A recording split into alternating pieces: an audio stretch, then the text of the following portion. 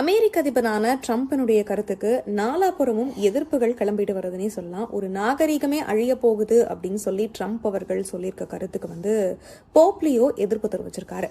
ஈரானுடைய மக்களுக்கு எதிரான இந்த மிரட்டலை ஏத்துக்கொள்ளவே முடியாது அப்படின்னு சொல்லி அவர் தெரிவிச்சிருக்காரு. உலகம் முழுக்க இருக்க கேத்தலிக் கிறிஸ்துவர்கள் தலைமையில மதகுருவா இருக்க போப் ட்ரம்ப் மாதிரியான சர்வதேச தலைவர்களுடைய கருத்தை விமர்சிச்சு பதிலளிச்சிருக்கிறது அரிதான ஒரு விஷயமா பார்க்கப்பட்டு இருக்கு. ஆனா இதுக்கு முன்னாடியே அவர் நிறைய கண்டனங்கள் தெரிவிச்சிருக்காரு.